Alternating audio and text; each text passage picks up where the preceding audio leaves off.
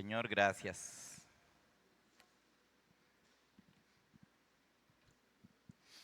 ¿Qué le parece si cierra sus ojos por un momento, hermano? Estaba pensando, meditando ahora que este joven Josué dijo algo. Él dijo que el Señor estaba añadiendo a la iglesia los que han de ser salvos. Nosotros vamos a crecer, hermanos. Este lugar se va a llenar muchas veces. Ustedes lo van a ver. Pero cada uno de ustedes que está hoy aquí, hermanos, debería de sentir algo. Lo mismo que yo sentí, debes de sentirlo. Digo, qué privilegio que el Señor esté añadiendo a la iglesia los que han de ser salvos. Pero no es que solamente es para que sean salvos, sino que estamos hablando de la esposa, o sea que el Señor está escogiendo su esposa, porque la iglesia es la esposa. Cada persona que se añade viene a ser parte de esta esposa de Cristo. Y eso es muy extraordinario, hermanos, muy, muy extraordinario. Imagínense ustedes, hermanos, ustedes los padres que están acá, que tienen jóvenes, que tiene una joven, una muchacha, y de repente el rey más famoso de la tierra viene a buscarlo, viene a su casa y le dice a usted: vengo a buscar a tu hija porque yo quiero que ella sea mi esposa. Yo creo que usted se sentiría muy feliz. Bueno, hermanos, pues el Rey de los Reyes y el Señor de los Señores lo escogió a usted para que usted sea su esposa. Él lo ha añadido y lo está formando, como dice Efesios 5, creo que es del verso 25 en adelante o 23, dice que Él se está preparando para Él mismo una esposa o una iglesia gloriosa que no tenga mancha ni arruga. Ustedes sí saben, ¿verdad? ¿Cuáles son las señales de que alguien se está haciendo viejo, hermanos? Sí saben, ¿verdad? La señal de que alguien se está haciendo viejo son las manchas, ¿verdad? Las manchas. ¿Cuántas de ustedes, hermanas, ya están preocupadillas por las manos, verdad? Las manchas. ¿Y qué más? Y las arrugas. Esas son las señales de que uno se está haciendo viejo. Ya comienzan aquí lo que llaman patas de gallo, ¿verdad? Y dice que Él se está preparando una iglesia santa sin mancha y sin arrugas. De lo que nos está hablando es, hermanos, de quitar lo viejo. Aún el cabello, cuando se hace blanco, es una mancha. Porque teníamos el cabello negro y se hizo blanco, o amarillo y se hizo blanco, también se manchó. Y entonces Él está quitando lo viejo de usted, lo viejo de mí, porque Él quiere una esposa gloriosa, sin mancha y sin arruga, o sea, sin nada viejo en usted, que no haya nada viejo en usted. Eso es maravilloso. Gracias, Señor. Yo no sé, puedes cerrar tus ojos y decirle: Señor, gracias por fijarte en mí. Yo quiero ser esa esposa gloriosa, sin mancha y sin arruga. Dígale: yo quiero, Señor, que todas esas manchas, que todas esas arrugas que hablan de mi viejo hombre, de mi vieja naturaleza, de mi vieja creación, sean quitadas y que todo sea hecho nuevo en mí. Gracias, Señor, por eso. Porque solo tú puedes hacer esa obra. Solo tú puedes quitar tantas cosas viejas que hay en mí. Tantas cosas, Señor, de esa vieja naturaleza que todavía están en mí, Señor. Y que sé que tú no quieres una esposa con manchas ni con arrugas. Tú quieres una esposa santa, pura, limpia, sin mancha y sin arrugas, Señor. Me rindo. Dígale: Señor, me rindo. Dígale: Señor, me entrego. Dígale: Señor, me someto. Dígale: Señor, así como Esther fue sometida a un tratamiento maravilloso, a una exfoliación durante un año entero, para prepararla, para limpiarla, purificarla, para que se le presentara al Rey. Señor, así me rindo a ti, Señor, para que tú, Señor, me prepares, quites todo lo viejo, quites todo lo que no es agradable a ti de mí. Te lo pido todo creyendo en nombre de Cristo mi Jesús, mi Señor. Amén, amén y amén. Démosle un aplauso al Señor. Aleluya. Gracias, Señor. Gracias, Señor. Yo no sé si habrá alguien acá enfermo en esta. Pueden sentarse, hermanos, los que están de pie. Yo no sé si habrá alguien que esté enfermo. Hay un pasaje en la Biblia que dice que sobre los enfermos pondrán las manos y ellos sanarán. Pero el que sana, hermanos, está dentro de nosotros. El que sana nuestras enfermedades y nuestras dolencias, Él está dentro de usted. Y está dentro de usted para sanar tu cuerpo. Entonces usted le puede decir, Señor, si usted necesita que le pongamos nuestras manos encima a usted para orar y que usted sea sanado, pues con mucho gusto yo lo hago, mi esposa lo hace, un líder lo haría, Pastor Alex lo haría, con mucho gusto lo hacemos. Pero sepa que el que te sana está dentro de usted y Él, hermano, sana tu cuerpo. El hígado, los riñones, los pulmones, el corazón, las piernas, la sangre, la diabetes, cualquier problema que haya en tu cuerpo que sea físico, Él desde tu interior va a sanarte. Pero si alguien necesita que yo ore por usted, entonces yo le digo que al final puedes pasar aquí adelante y yo con mucho gusto oro. La semana pasada una hermana trajo a su niña porque le estaba saliendo algo acá por su cuello, como un ganglio que se le estaba haciendo grande. Espero que ya esta semana venga y me cuente el testimonio de que está todo bien. Bueno, gloria a Dios. Qué bueno, hermanos, que estamos acá. Y creo que hoy, hermanos, vamos a tener una buena enseñanza. Disponga el corazón y si usted me pregunta el tema, bueno, ya sabe de qué estamos hablando, ¿verdad? Estamos hablando del propósito eterno de Dios y definido en las Sagradas Escrituras, hermanos, como el hasta que Cristo se ha formado. Ese es el tema general. Ese es el tema, sí, general. Pero yo quiero, hermanos, ponerle un subtema o un título en esta noche.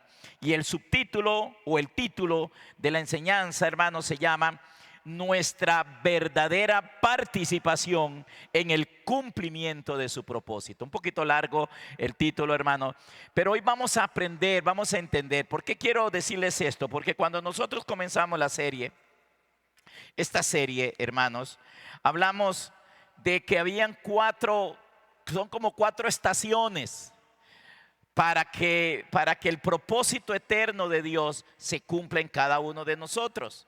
Como 4 pasos, diríamos, como 4 estaciones. Y la primera era creer en su venida, la que ya tenemos nosotros presente, creer que Él ha venido a nuestro corazón. Que usted lo crea, hermano, que Él está en tu corazón. ¿Cuántos tienen a Cristo en su corazón, hermanos? Si hay alguien acá que todavía Cristo no está en su corazón, hermano, recíbalo, reconózcalo, confiéselo como tu Señor. Dijimos el segundo punto que hablamos, hermanos, para que este propósito eterno se pueda cumplir, era tener claro la razón de su venida. Ahí es donde nos hemos detenido. Tengo muchos domingos, hermanos, de estar, o fines de semana de estar hablando de esto, de entender la razón por la cual Él vino. Recuerden que el primer punto era creer en su venida, creer que Él ha venido a nuestro corazón, hermanos. Y luego, si Él vino, ¿a qué vino? Eso es muy importante que usted lo entienda. ¿A qué vino Él? ¿Por qué Él entró a tu corazón? ¿Por qué Él está en ti? Eso es importante, muy importante que lo entendamos. Entonces, ¿Cuál es esa razón de su venida? Hemos hablado y hablado mucho de eso. Ahí están, hermanos, los audios, ahí están las predicaciones en la página de Comunidad del Rey. Ahora, hermanos, están siendo, todas van al canal que tenemos en YouTube y ahí usted las puede ir encontrando también. Ya esta de hoy, el lunes, estaría ahí. Y hermanos, y luego hablamos de que había una tercera y cuarta cosa más que deberíamos nosotros entender para que Dios cumpla su propósito en mí, y ese propósito es hasta que Cristo sea formado. Era que se haga en mí, que se haga en nosotros su voluntad. La voluntad del Señor no es, nosotros hemos tal vez hecho un sobreénfasis a que nosotros hagamos la voluntad de Dios. Es que hay que hacer la voluntad de Dios, y posiblemente si yo les pregunto, hermanos, ¿cuántos de ustedes creen que tenemos que hacer la voluntad de Dios? Es muy seguro que van a decir amén. Pero déjeme decirle algo más poderoso que eso. Es más poderoso cuando nosotros dejamos a Él hacer en nosotros su voluntad. Que usted y yo le permitamos, porque Él es el que sabe lo que realmente nosotros necesitamos. Y aunque muchas veces, hermanos, nosotros lo pedimos, pero mucho de ese pedir, el pedir correcto, el saber pedir o el pedir correctamente, siempre será el resultado de que Él ponga en nosotros su querer como su hacer. Que usted, hermanos, sepa que usted va a pedir y que realmente el que está pidiendo a través de usted es el mismo Señor, el mismo Espíritu. Eso es lo que la Biblia dice en Romanos: orando en el Espíritu. Porque nosotros no sabemos cómo pedir, cómo orar, pero el Espíritu intercede por nosotros, ¿verdad, hermanos? ¿Si han leído eso en Romanos? Él intercede por nosotros. No solamente por nuestras necesidades, sino por nuestra boca. Él habla a través de nuestra boca, de la tuya, de la mía también. Y también, hermanos, dijimos, el cuarto paso es nuestra verdadera participación. De eso quiero comenzar a hablar hoy. Que usted entienda, hermano, cuál es tu participación. ¿Tenemos algún tipo de participación? Sí, porque podríamos, hermanos, caer en un estado de conformismo, de pasividad diabólica. Y el diablo es especialista en someter a las personas a una pasividad diabólica, en que no hago nada. Y algunos dicen que ya está hecho, que ya está consumado en nosotros, aunque en la cruz del Calvario sí verdaderamente fue consumado, pero en nosotros, hermanos, tiene que consumarse la victoria de Cristo, el triunfo de Cristo. Aleluya, porque Él triunfó. ¿Cuántos creen que Él triunfó? Ok, y entonces, ¿cuál es nuestra participación? Yo me preocupo, hermanos, por algo. Créame que me preocupa esto mucho, mucho, mucho me preocupa lo que voy a decirles. Me preocupa que hombres o mujeres estén cayendo cada rato en el pecado, en pecados. Me preocupa que un hombre o una mujer, hermanos, que tenga 10, 15 años, de que dice que Cristo vino a su corazón, y que de repente, hermanos, se viene un adulterio, se viene una borrachera, se viene, hermanos, hasta una separación de matrimonio, hablando de los adultos. Un día de estos, yo creo que nosotros, hermanos, hemos malinterpretado o hemos vivido mucho de acuerdo a pasajes bíblicos del Antiguo Testamento, como por ejemplo uno que está en Proverbios. 7 veces cae el justo y 7 veces lo levantará.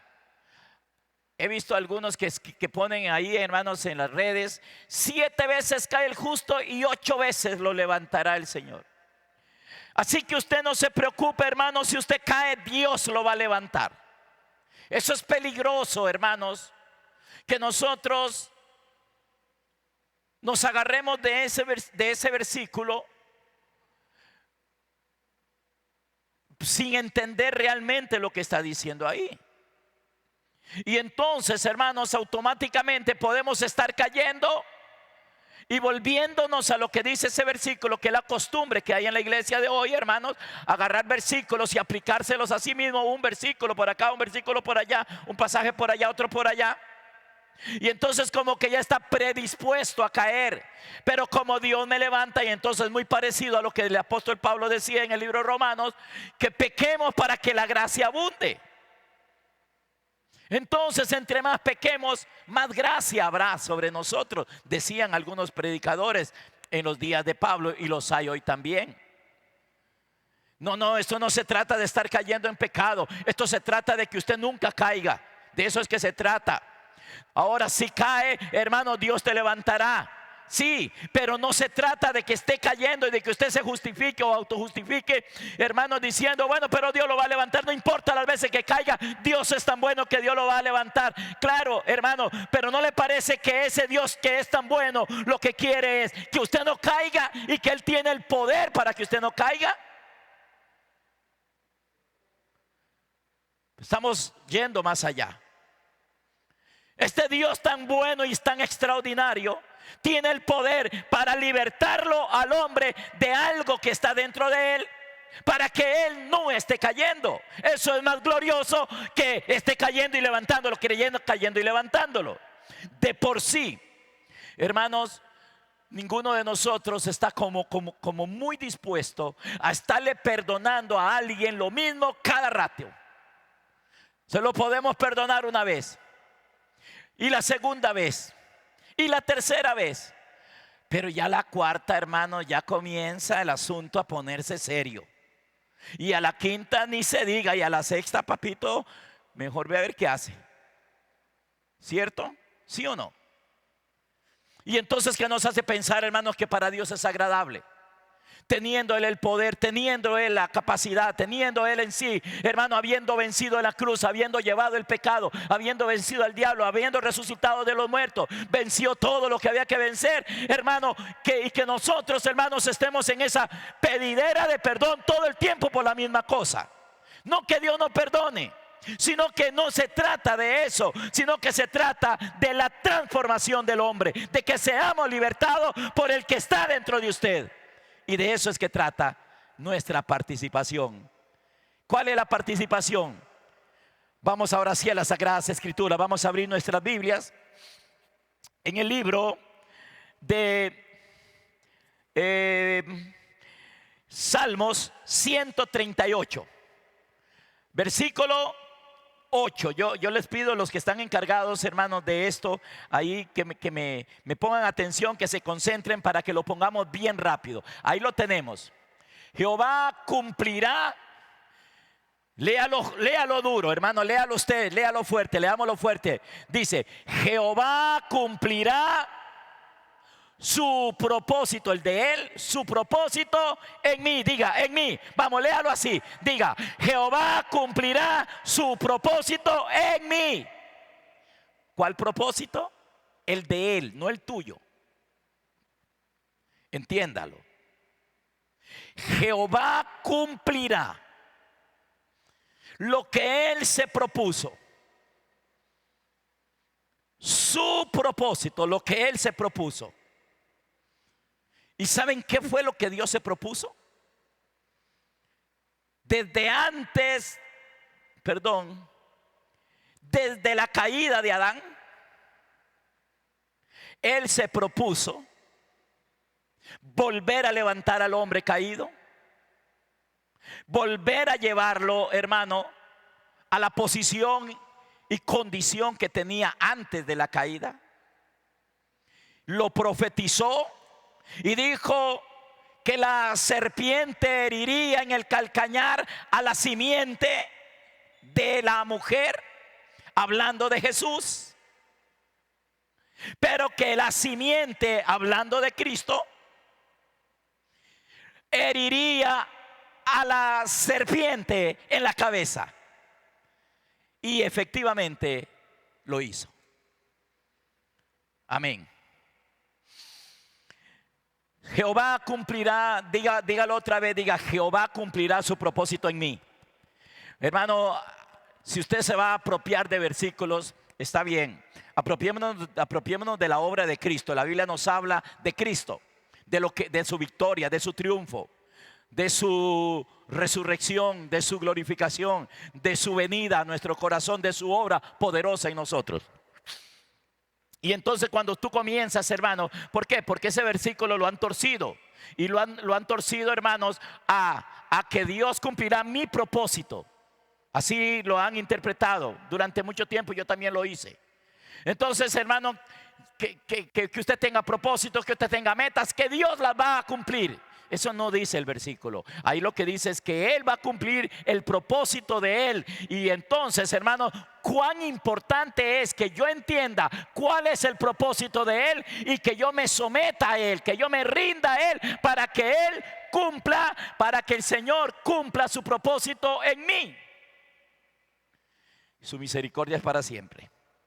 Amén. Vamos a leer otro pasaje más para comenzar el tema. Efesios capítulo 4, versículo 11. Acuérdese que el tema general se llama hasta que Cristo sea formado. Gálatas 4:19. Hijitos míos, por quienes vuelva a sufrir dolores de parto hasta que Cristo sea formado. Ya eso lo sabemos de memoria, ese pasaje.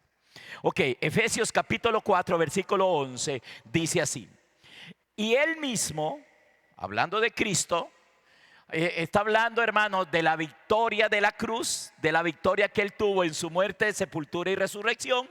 Y una vez que Él resucita, hermanos, después de haber vencido, después de haber derrotado al pecado, de haber derrotado a la muerte, después de haber derrotado, hermanos, al diablo que lo avergonzó públicamente, que Él llevó el pecado y lo condenó en su propio cuerpo, cuando Él venció la muerte en su propio cuerpo, que dice que Él se convirtió en la muerte de la muerte. Cuando Él se levantó de los muertos, Él se levantó victorioso, glorioso. No hay nada, no hay ningún enemigo, no hay nada, hermanos, creado ni en los cielos, ni en la tierra, ni debajo de la tierra, que sea capaz, hermano, de vencer a Cristo, porque ya Él venció. Y todos los que nos rendimos a Cristo, en Él somos más que vencedores de lo que Él venció.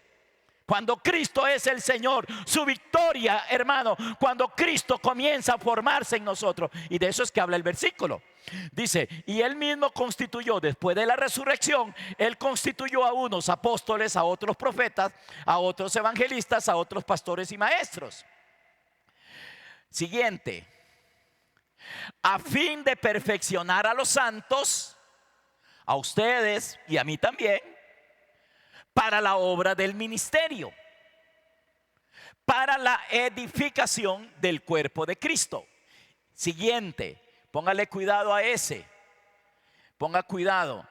¿Hasta que cuántos lleguemos? ¿Hasta qué? ¿Cuántos? Entonces todos es usted. Hasta que todos. ¿Se le parece a Gálatas 5:19? Hijitos, por quienes vuelvo a sufrir dolores de parto hasta que Cristo sea formado. Y ven aquí, hermanos, el propósito. Este es el Salmo 138 ya en sustancia. Lo que el Salmo 138 estaba diciendo, Jehová cumplirá su propósito en mí, es este mismo: hasta que todos lleguemos a la unidad de la fe. A mí me gusta el hasta que todos. Hermanos, todos debemos llegar a la unidad de la fe y del conocimiento del Hijo de Dios. Todos iguales. A un varón perfecto, a la medida de la estatura de la plenitud de Cristo. Que algunos tengan más plenitud y más estatura que otros. Dice ahí, ¿es que son más carga los apóstoles que los santos?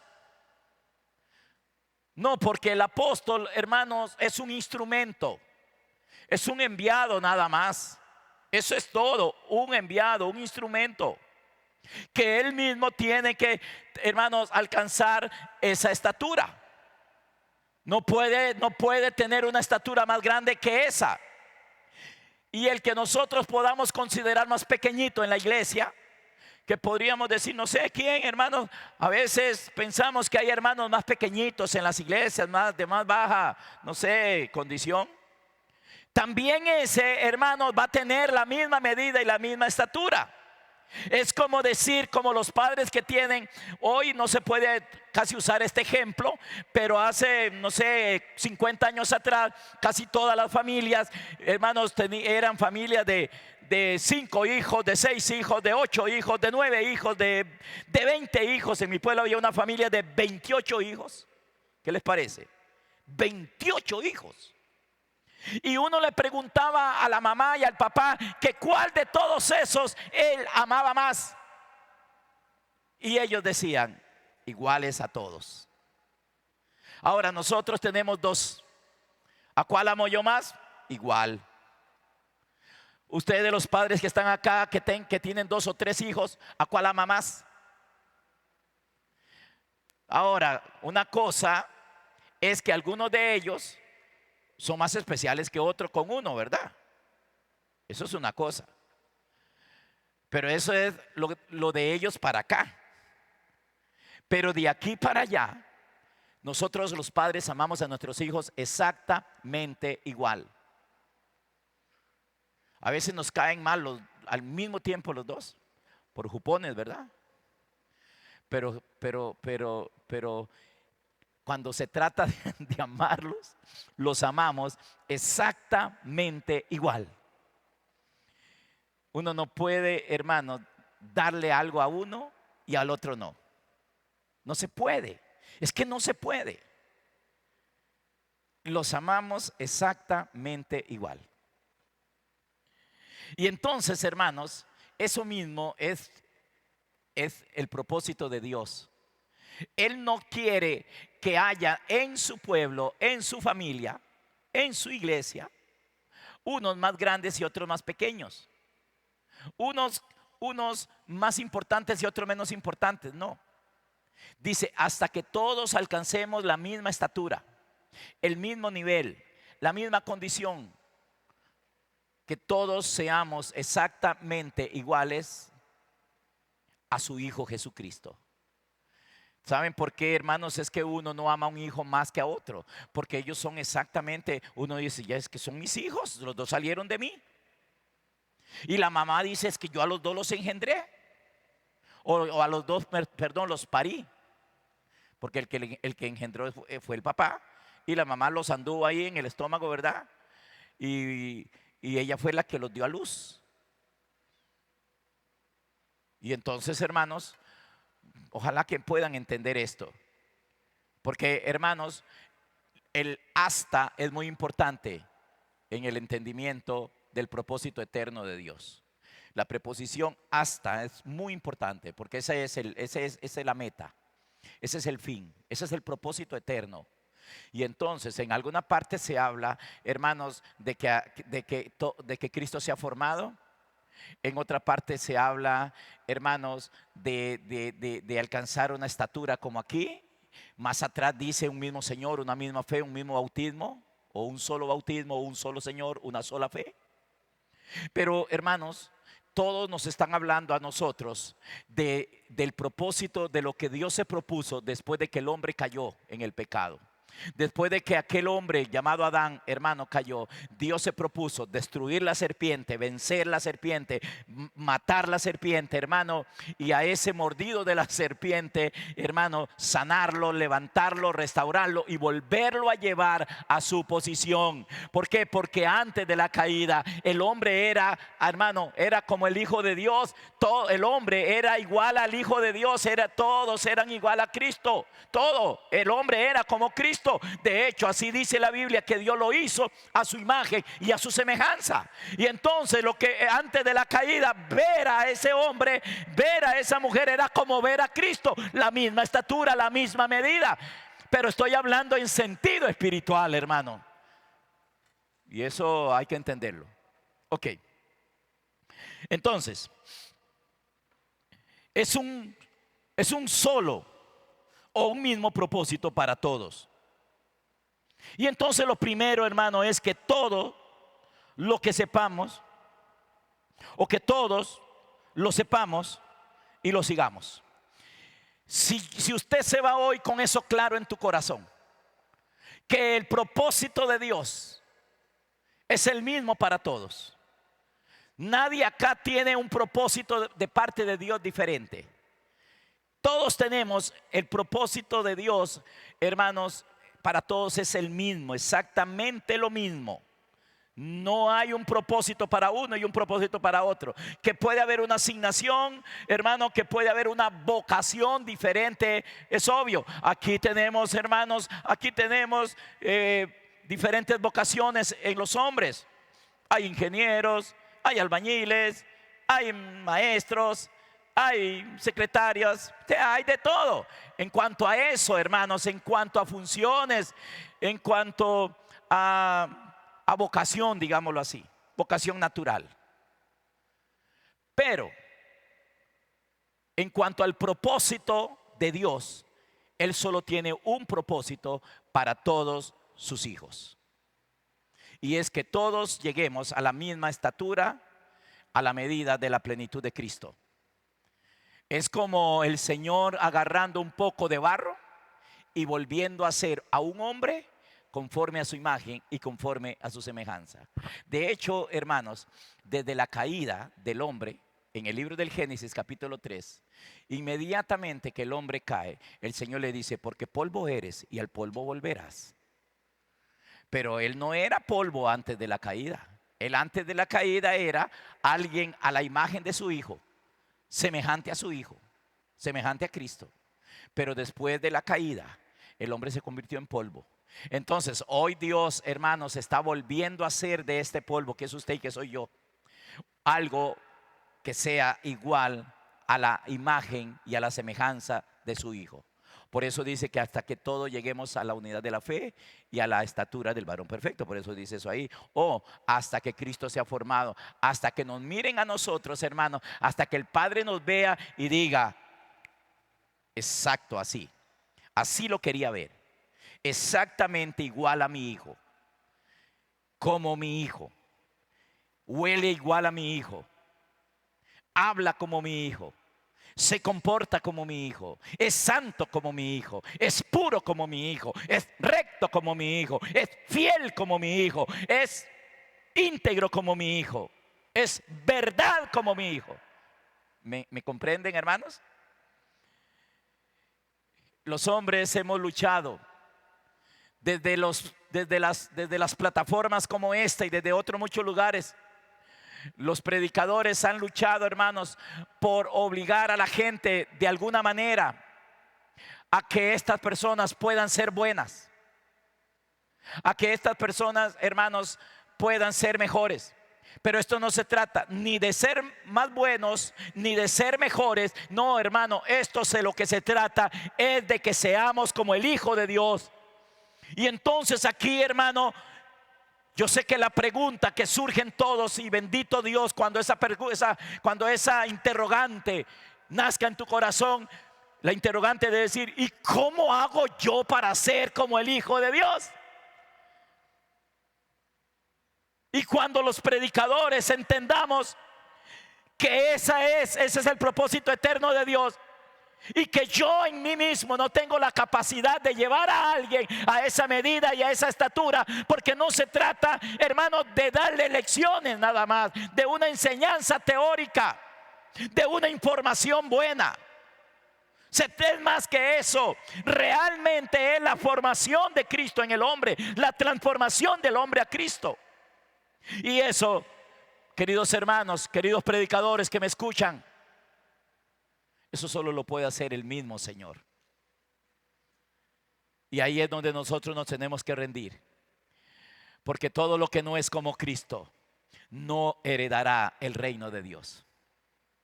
¿Me oyeron? Se lo repito. Todo lo que no es como Cristo no puede entrar.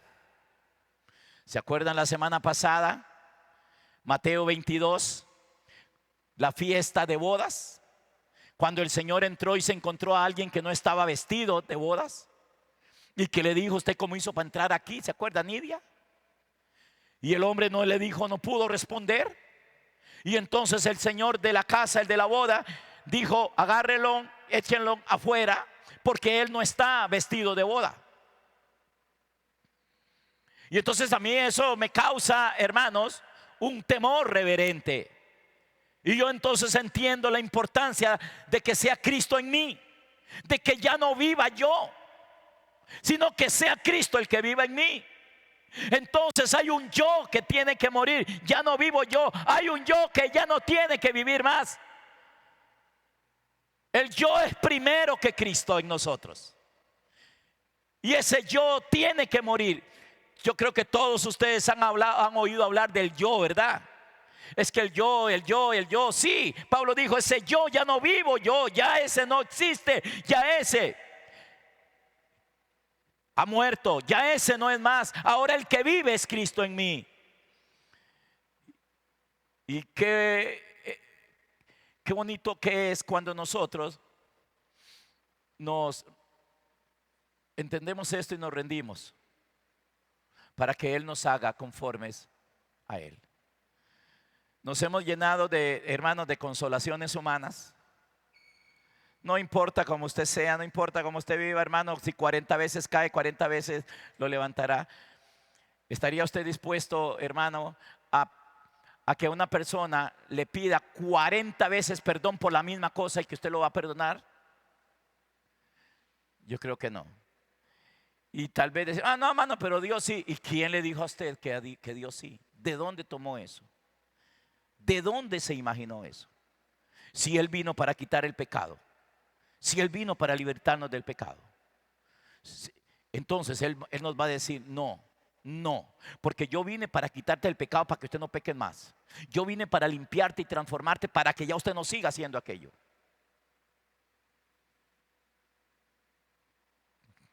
Dios nos ayude. Entonces les decía, hermanos, que es un solo o mismo propósito para todos. Entonces lo primero es que todos lo sepamos y lo sigamos. El fin del Señor, hermanos, para todos los que salieron de Egipto era el mismo. Esto lo quiero usar como ilustración. Cuando Israel, hermanos, estaba cautivo en Egipto, el Señor descendió para libertarlos. Y a punta de juicios y el poder del Señor, hermanos, contra Faraón y contra Egipto, el Señor los libertó con brazo poderoso, dice la Escritura, los sacó. Pero ¿cuál era el propósito de Dios para todos ellos? No era un propósito para unos y otros para otros, no. El propósito de Dios, vamos a suponer que los que salieron de Egipto eran 2 millones de personas. Es una suposición. No hay un número exacto para decir que salieron 3.455.983 y uno que iba en el estómago de una señora que no había nacido. No hay ninguna referencia bíblica para hablar de un número específico. Por eso entonces yo voy a suponer, voy a usar 2 millones. Salieron 2 millones de Egipto con brazo poderoso, que el Señor los sacó, los libertó después de haber comido el cordero allá en Egipto, haberlo matado y haberlo comido, y las hierbas amargas, cruzar el mar, hermanos, con brazo poderoso. Salieron, hermanos, pero el plan de Dios o el propósito de Dios era que todos los 2 millones que salieron entraran a la tierra prometida. El plan de Dios no era que entraran 2, ni que entraran 20, ni que entraran 50. Era el propósito de Dios, era: los saco de aquí para llevarlos a todos allá.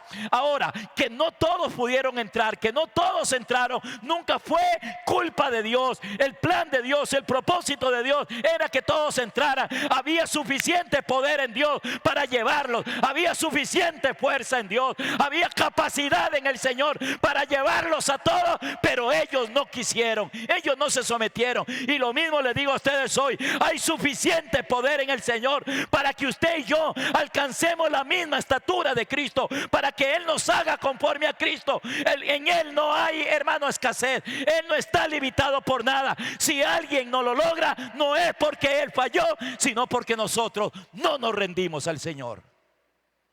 Dígame. Si no alcanzamos esa medida y esa estatura, no es porque Dios no nos podía llevar a esa medida y a esa estatura, sino porque nosotros no nos rendimos, porque nosotros no nos sometimos. al propósito del Señor. Pero si nos rendimos, el Señor cumplirá su propósito en mí. ¿Quiere repetirlo conmigo? Diga, si yo me rindo. Vamos, repítalo, diga, si yo me rindo, el Señor cumplirá su propósito en mí. De la misma manera, si Israel en el desierto hubieran sido más obedientes, hubieran prestado más atención, si hubieran rendido y sometido, y hubieran dejado de estar murmurando y criticando y juzgando y señalando y deseando las ollas de carne de Egipto y deseando, hermanos, los placeres de Egipto y deseando volver otra vez a practicar las mismas cosas, el Señor los habría llevado y los habría introducido a la tierra que Él les prometió. ¿Qué tenía que hacer Israel? ¿Cuál era la participación que tenía que tener aquella nación para poder entrar al propósito de Dios, al plan que Dios tenía para ellos? Ser obedientes, hermanos. No es diferente para usted y para mí. Ser obedientes, hermanos. Yo uso la palabra rendirnos, someternos. Yo no me puedo hacer igual a Cristo por mí mismo. Mire, hermano, usted puede luchar por ser bueno, hermano. No es que ser bueno no consiste en dejar de hacer algunas cosas, sino que ser bueno, hermanos, es que tiene que suceder una transformación. Porque una persona, hermanos, puede ser que no haga algunas cosas, pero eso no lo constituye en alguien bueno. Sino, hermanos, el Señor no vino a quitarnos cosas a nosotros. Él vino a hacernos nuevos. Él vino a matar a un viejo hombre y a hacer uno nuevo. Ya no vivo yo, que yo no viva más, que yo deje de ser. Hermanos, yo fue el que nació de su mamá. Yo nací hace 63 años. Usted nació, ese yo nació, hermanos, de su mamá hace no sé cuántos años. Usted sabrá, 30, 40, 50, no sé cuántos. Ese que nació hace tantos años, ese es el que tiene que morir. Ese, hermanos, que comenzó a llenarse de cosas feas, que comenzó, hermanos, que comenzó a crecer una mala semilla dentro de él, que comenzó a crecer una naturaleza, hermanos, y que comenzó a ahogar la semilla de Dios que había sido puesta en tu corazón. Aquella semilla que dice la parábola del sembrador, que el sembrador salió a sembrar la semilla y esa semilla cayó, hermanos, en todos los terrenos cayó, pero en algunos no pudo crecer porque los espinos la ahogaron, o porque, hermanos, porque era muy dura la tierra, o porque las aves del cielo se la comieron. El fin del Señor para todos los que salieron de Egipto era el mismo. El fin de Dios para usted, hermano. Yo no sé cuánto hace que usted recibió a Cristo. Yo no sé cuánto hace, hermano, que usted nació, que hubo un despertar en ti, que la luz comenzó a brillar, que el resplandor de la gloria de Dios comenzó a brillar en tu corazón. A eso le hemos llamado nacer de nuevo, le hemos llamado recibir a Cristo, le hemos llamado la venida de Cristo a nuestro corazón. ¿Cuánto hará de eso? Bueno, hermano, déjame decirte que eso es parecido a la libertad que Dios le trae al pueblo de Egipto, de sacarlos de allá y llevarlos a la tierra prometida. Es lo mismo. Ahora lo que pasa es que ahora es la verdadera sustancia, la verdadera realidad. Y entonces, hermanos, desde ese día, cuando Cristo resplandeció en ti, cuando usted comenzó a ver la luz, cuando usted comenzó, hermano, eso que te hace estar acá sentado, eso que usted, hermano, de repente te sientes mal por algo y usted dice, no, yo necesito de Dios, yo busco, porque ha comenzado algo en ti. Bueno, déjeme decirle, hermano, que el propósito de esa venida a tu corazón es que él quiere que usted sea hecho conforme a la imagen de Cristo el Señor. ¿Cómo puedo? Pero hermano, es que Cristo es perfecto y yo soy humano. Bueno, el humano es el yo, que muera y que crezca el espiritual, el hombre espiritual. El yo es el humano. Sí, hermano, es que usted tiene que entender, todos somos humanos. Ajá, todos somos humanos, ese es el yo. Ese es el que tiene que morir. Ese es el que no tiene que ser más ya. Y ese tiene que ser rendido, sometido al Señor. Ese usted tiene que comenzar a aborrecerlo y permitir que el Señor haga la obra en ti. O como dice el Salmo 138, permitir que Dios cumpla el propósito en ti. Tienes que comenzar por aborrecerlo.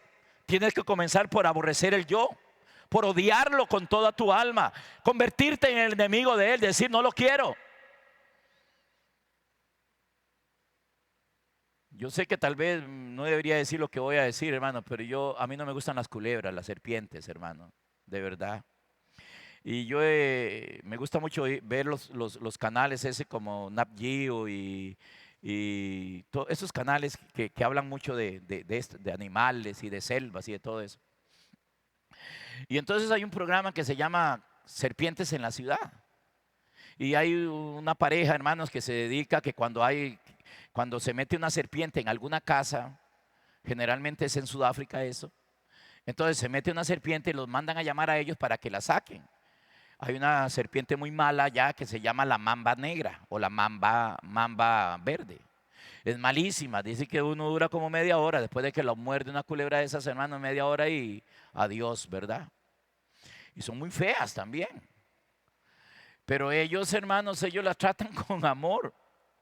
Yo no podría hacer eso, hermanos. Yo veo una serpiente, seguro por eso nunca me salen. Yo digo, perdón, pero yo la mato. Porque a mí no me gustan las serpientes. A mí me caen mal. Y no sé por qué. Los animales me gustan, pero las culebras no me gustan. Y les estoy diciendo esto, hermanos, como una ilustración nada más. Para mí es muy repugnante ese animal. No sé si será porque lo he relacionado siempre con el pecado y todo eso, hermanos. Pero así, con esa repugnancia, uno tiene que comenzar a aborrecer el yo. ¿Saben que ese yo, hermanos, es descendiente de esa serpiente? Por eso Jesús le dijo a los fariseos, ¿sabe cómo les decía Jesús a los fariseos? Generación ¿de qué? De víboras. O sea, Tony, lo que les dijo es, ustedes son hijos de esas, ustedes son culebras. Ustedes, bueno, ni siquiera culebras. Ustedes son víboras. Ustedes son la descendencia de la víbora. Generación de víboras, les decía. Si ellos hubieran entendido, ellos se hubieran vuelto al Señor y le hubieran dicho, Señor, yo no quiero ser generación de víbora. Entonces el Señor habría matado a esa víbora en ellos. Él habría herido a esa. A esa la hubiera herido en la cabeza. Ese es el viejo hombre. El viejo hombre es una serpiente, hermanos. El viejo hombre es un descendiente de la víbora. Pero ¿saben qué, hermanos? El Hijo de Dios, la simiente de la mujer, viene con el poder para herir a la serpiente en la cabeza. Esa serpiente, hermanos, es el yo. Cuando te rindes, Él lo hiere, Él lo mata. Y ya no vivo yo, vive Cristo en mí. Usted debería darle un aplauso al Señor, hermano.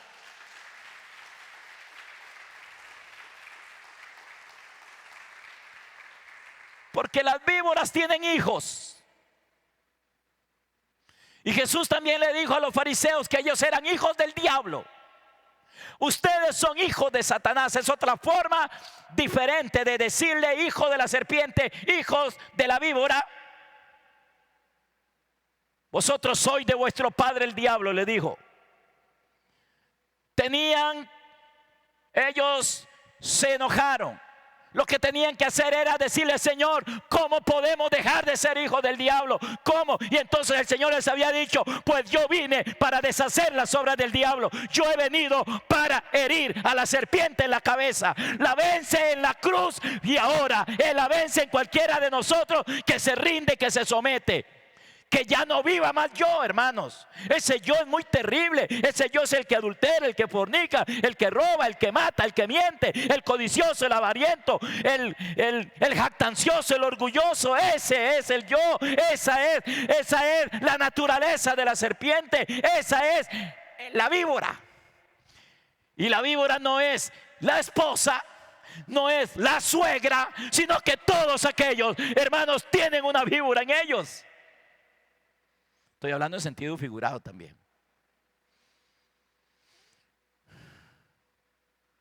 Nosotros pensamos, hermanos, nosotros decimos, el Señor le está diciendo generación de víboras a ellos. No, nosotros somos buenos. No, hermanos, no. Quien dice que el hombre, hermanos, el hombre natural no era diferente de aquellos. Entonces, hermanos, ha venido a usted y a mí una semilla santa que se llama Cristo, y por eso nos encontramos ahí diciendo: hasta que todos lleguemos a la unidad de la fe, el conocimiento del Hijo de Dios, a un varón perfecto a la medida de la estatura de Cristo. Hasta que todos lleguemos a Él. Ese es el propósito eterno. Tiene que morir el yo, tiene que morir la serpiente, tiene que aplastarla el Señor. A nosotros, hermanos, en algún momento nos enseñaron de que la teníamos que pisotear, y entonces hacíamos bailes, ¿verdad, hermanos? A nosotros, ¿se acuerdan, hermanos? Bailes ahí. Vamos a pisotear la serpiente, vamos a pisotear la serpiente. La tengo bajo mis pies.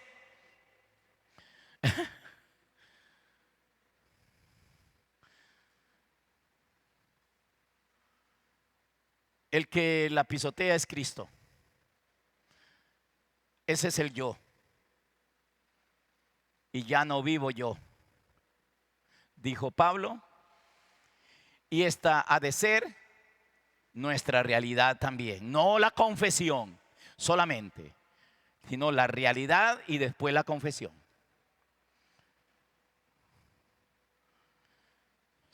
Benditos los que no están luchando ya tanto con esa serpiente, hermanos. Pero, hermanos, a veces se pone durísima la batalla, ¿verdad? A veces se pone complicada esta batalla, hermanos.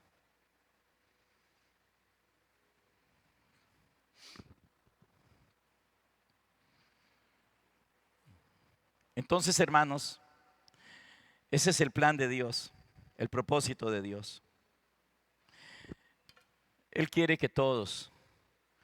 A mí no me preocupa, hermanos. Bueno, no voy a decir a mí. A Dios no le preocupa cuán malo pueda ser alguien. La verdad es que, hermanos, el hombre sin Cristo todos son iguales también. Solo hay dos líneas generacionales, o solamente, sí, solo hay dos líneas generacionales: la generación de Dios y la generación del diablo. O la generación de víboras y la generación de la paloma, del espíritu. Entonces, hermanos, lamentablemente todos nosotros trajimos la naturaleza pecaminosa, el yo, que en algunos se ha desarrollado un poco más y en otros un poco menos, pero no significa que no ha estado ahí. Pero la buena noticia es que Él lo puede quitar. Esa es nuestra participación, hermanos. Cuando nosotros, hermanos, comenzamos a detectarlo, a discernirlo, y comenzamos, hermanos, a aborrecerlo con todo el corazón, y a decirle: Señor, yo no quiero ser así. Señor, por favor, líbrame de este hombre de muerte. Y entonces ese es el punto número 2 que quiero tratar. La importancia, voy a leer de mi bosquejo, la importancia de nuestra dependencia del Señor. Porque esa es la participación, o esa es la parte que nosotros tenemos que tener. ¿Cuál es la participación? ¿Cuál es nuestra participación para que Dios cumpla su propósito en nosotros? De la misma manera que Israel tenía que tener una participación en el desierto, que consistía en obedecerlo, en escucharlo atentamente y obedecerlo, en comer de aquel maná que caía todos los días, hermanos, en beber de aquella roca que los seguía y de aquel maná que llovía todos los días, hermanos. Y el estar, hermanos, caminar obedientemente, creyéndole al Señor, oyendo su voz y obedeciéndolo a Él. Y todos habrían entrado al fin, al reposo eterno, al reino, a Canaán. O sea, la participación de ellos era una participación de obediencia. Bienaventurados los hombres que escuchan la voz de Dios y lo obedecen. Bienaventuradas las personas que entienden esto y le dicen: Señor, heme aquí, hágase en mí tu voluntad. Señor, aquí estoy para que tú cumplas en mí tu propósito. Señor, me rindo. Y hermanos, y a veces se pone, porque ese yo a veces se revela y se manifiesta, hermanos, porque él sabe que su destino es la muerte, que su destino es la exterminación. Y es algo dentro. Es como le sucedió, como le estaba pasando en el vientre a, a Raquel. A Rebeca. Rebeca tenía en el estómago 2 gemelos, los mellizos, ¿se acuerdan? Jacob y Esaú. Y hermanos, y había un pleito dentro del estómago de esta mujer. Se pelearon dentro del estómago, hermanos, se peleaban. Lea la Biblia para que vea, ellos se peleaban dentro del estómago, estaban peleando dentro del estómago. Si para usted, hermana, cuando usted está embarazada, cuando usted estuvo embarazada, el chiquillo ese, el bebé, pateaba, ¿verdad? Y cuántas de ustedes, mamás, se acuerdan, ¿verdad? Las pataditas del chiquito, y a algunas les fue duro porque el chiquito era muy inquieto dentro de ellas. Bueno, hermanos, Rebeca tenía gemelos dentro del estómago. Y hermanos, y no eran que volaban pataditas, era que se agarraron entre ellos, se pelearon entre ellos. Y ella dentro de ella tenía, hermanos, un pleito, había una batalla dentro de ella. Jacob, que nos habla a nosotros del hombre espiritual, y Esaú, que nos habla a nosotros del hombre carnal. Jacob, que nos habla a nosotros del Cristo en nosotros, y Esaú, que nos habla a nosotros del yo o de la generación de la serpiente. Y había un pleito dentro de ella. Bueno, hermano querido, permítame decirle que cada uno de nosotros experimenta esa batalla. Es que yo no quiero hacer esto, pero hay algo que me lleva a hacerlo. Es que yo no quiero ser así, pero hermano, hay algo que me obliga a ser así. ¿Nunca les ha pasado? Yo quiero cambiar, pero no sé qué me pasa. Y entonces como que nos rendimos y decimos: bueno, la verdad es que todos somos humanos, hermanos, y todos pecamos. Ahí, a ese punto llegamos, hermano. Eso se llama rendirse, eso se llama darse por vencido. Y así no puede ser, hermano. Al final de cuentas, hermano, Jacob venció a Esaú.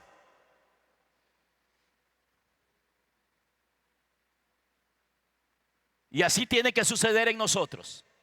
Hay en usted una naturaleza llamada yo, llamada pecado, luchando contra una nueva naturaleza. Es una nueva semilla, es una nueva creación, es una nueva naturaleza que está en usted. Y hay una lucha.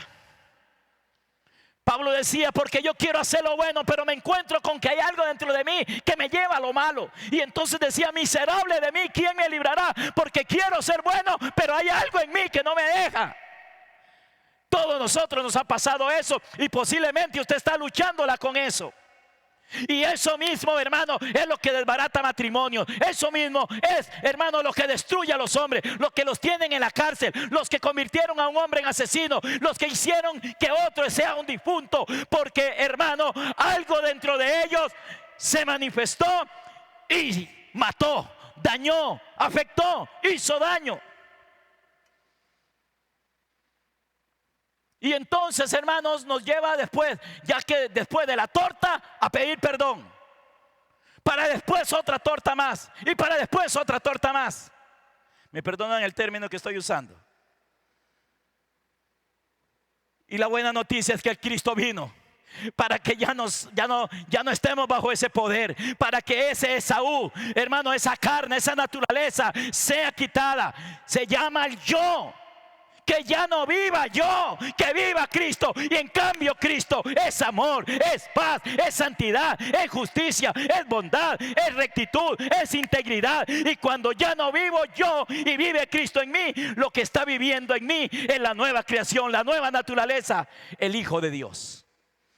Y se cumple el propósito de Dios hasta que Cristo sea formado. ¿Cuántos quieren eso, hermanos? Hay que rendirse. Hay que rendirse. Usted sabe, pastor, usted sabe, hermanos, todos somos débiles.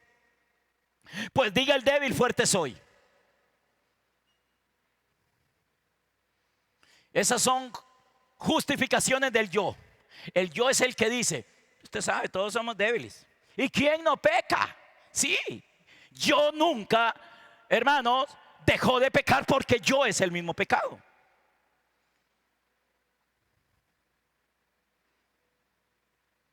¿Sí me estarán entendiendo, hermanos? Sí, ¿verdad que sí? Sí me están entendiendo. Voy a ir terminando por hoy. Entonces, la importancia de nuestra dependencia del Señor para que se cumpla su propósito. Y entonces, hermanos, llego a dos peticiones que siempre deberían de estar en nuestra boca. Hay dos peticiones que siempre usted debe tener, hermano, en usted. Dos cosas que usted siempre debe estar, hermanos, que deben de ser lo más importante cuando usted ora. Y entonces estas dos peticiones son: líbrame, y la otra es: lléname. Dos peticiones que siempre deben de estar de continuo. Yo oro muchas cosas, hermano, pero estas dos siempre están. Hay cosas que oro y las recibo y ya no las pido más porque ya las recibí. Pero el líbrame, Señor, líbrame.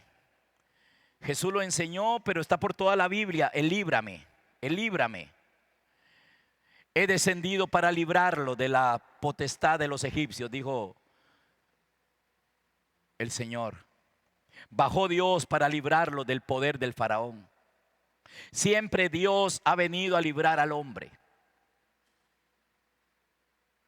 Todas las veces que usted ve, hermanos, esas batallas en el Antiguo Testamento, que Dios, hermano, libraba una batalla y libertaba a la nación de Israel, esas batallas hoy son espirituales, son internas. Necesitamos que Él descienda y nos libre de la potestad de las tinieblas, nos libre del poder de Satanás, nos libre de la carne, nos libre del yo. Todo es lo mismo. Estoy usando diferentes palabras, pero no es que usted tiene carne, Satanás, demonios, todo. No, es lo mismo. Es una naturaleza mala, pecaminosa, de la cual Dios nos tiene que librar. Y entonces todos los días, cuando los apóstoles le dijeron al Señor que les enseñara qué pedir, yo le dije: Señor, ¿qué tenemos que pedir? Porque orar es pedir. Señor, enséñanos a orar. Déjeme traducir la palabra orar, y realmente lo que ellos le dijeron a Jesús fue: Señor, enséñanos qué es lo que yo tengo que pedir, qué realmente debemos de pedir. Y el Señor no les dijo: vea, si no tienen carro, pidan carro. Porque ustedes bien saben, hermanos, que cualquier persona, hermanos, las cosas de este mundo naturales, las personas, hermanos, con trabajo, con estudio, con esfuerzo, las pueden tener. Por eso el Señor no les dijo: pidan un carro, pidan una motocicleta, pidan ropa, pidan. No, Él les dijo: y cuando ustedes se acerquen a pedir a Dios, cuando se acerquen a pedirle al Señor, díganle: Padre nuestro que estás en los cielos, santificado sea tu nombre, venga tu reino. Díganle: Señor, venga tu reino. ¿Sabe qué significa venga tu reino? Lo que significa: Señor, venga a gobernar en mí, venga a reinar en mí, venga. Yo quiero que tú reines y gobiernes en mi corazón. Hágase en mí tu voluntad. ¿Ven? Él no dijo: díganle al Señor que los ayude a hacer la voluntad de Dios. Porque todos nosotros, hermanos, llenos de orgullo, pensamos que yo tengo que hacer la voluntad de Dios. No se puede, hermanos, no se puede. Usted no puede hacer la voluntad de Dios, yo tampoco. Pero Él dijo: hágase en mí tu voluntad. Pídale al Padre, pídale al Señor que se haga en mí la voluntad de Él. Y entonces la voluntad de Él es esa.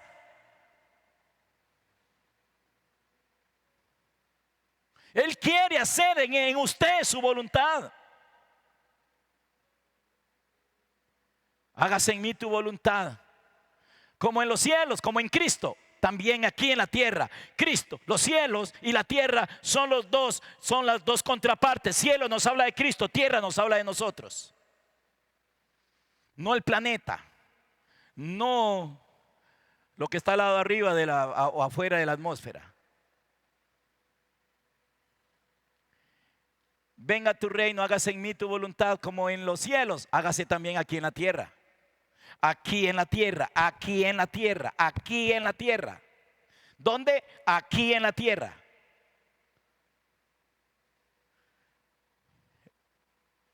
Y luego dice, y no nos dejes caer en la tentación.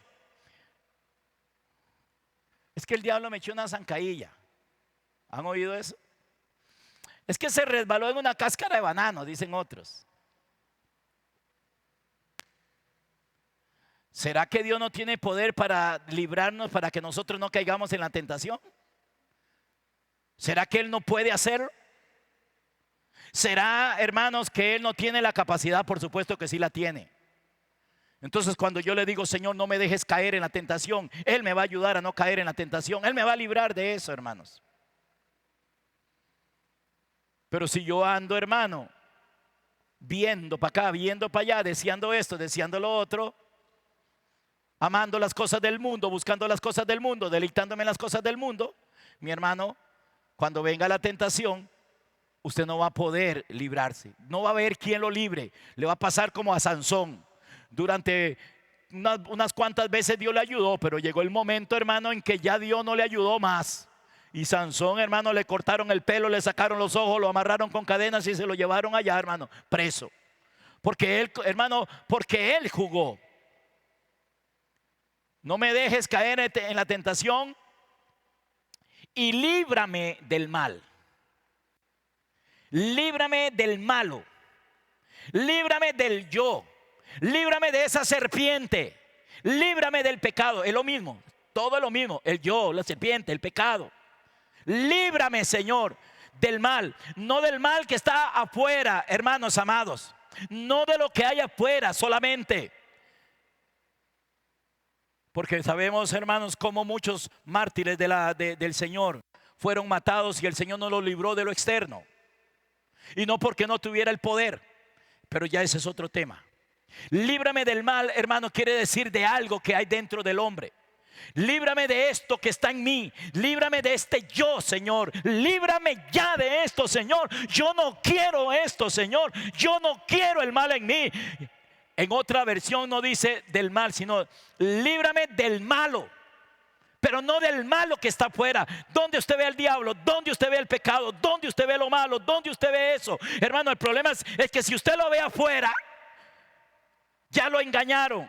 Pero si usted ve, hermano, que eso está dentro, Jesús nunca vio el mal fuera del hombre. Jesús vio el mal dentro del hombre. Y cuando el Señor venció el pecado, venció al diablo, Él no lo venció afuera, Él lo venció en Él. Dice que Él llevó el pecado en su propio cuerpo. Eso está en la Biblia. Y entonces, hermanos, Dios nos tiene que librar de algo malo que hay en nosotros. Del mal. Líbranos del mal. Amén. Voy a llegar hasta aquí hoy.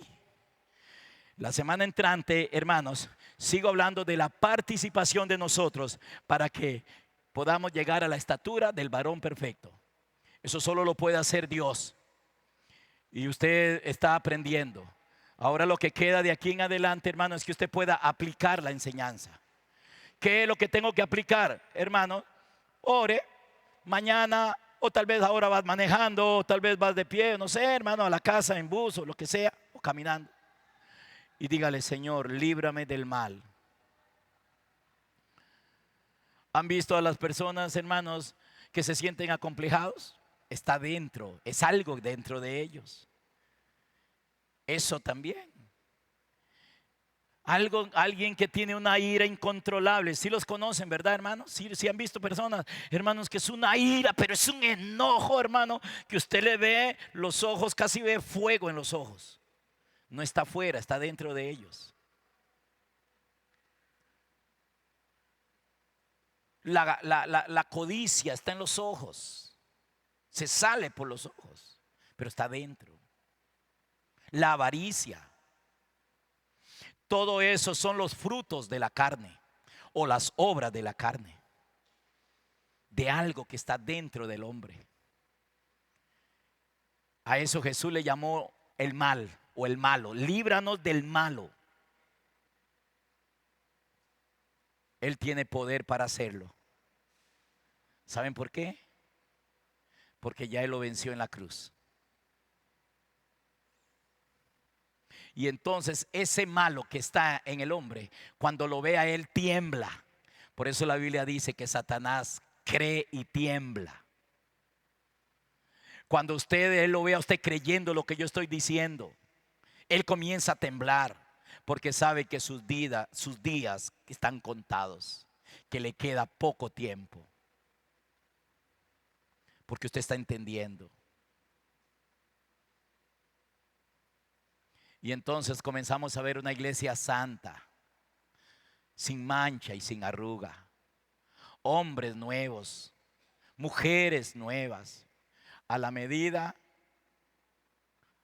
del varón perfecto y a la plenitud de Jesucristo el Señor.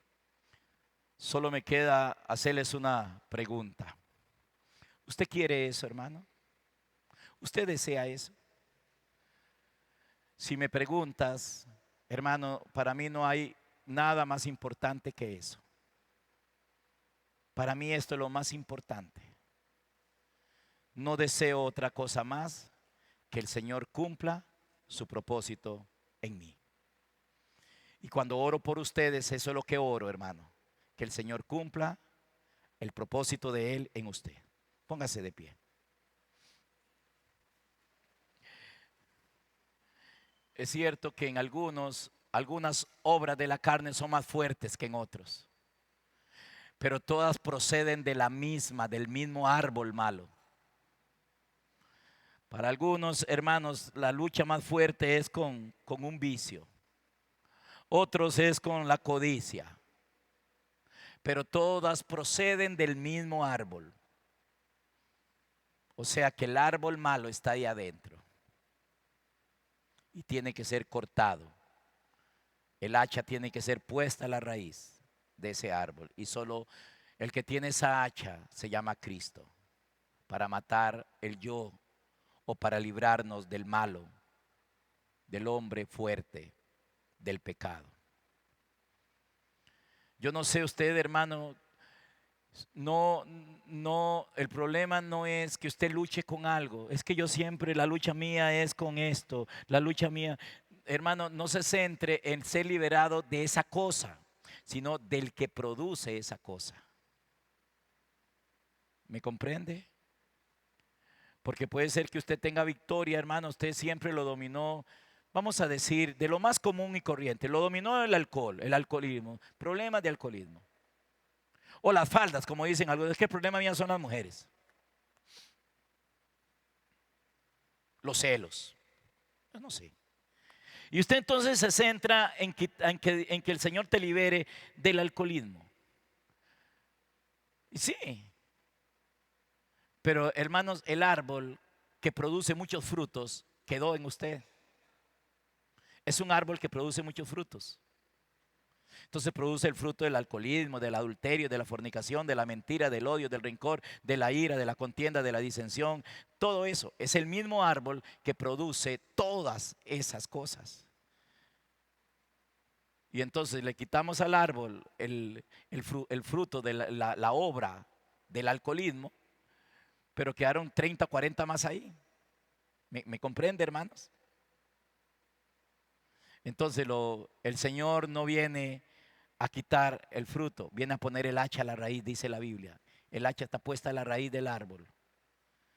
Cristo quita, hermanos. Entonces, líbrame del mal, porque el mal es el que produce todas las cosas malas en nosotros.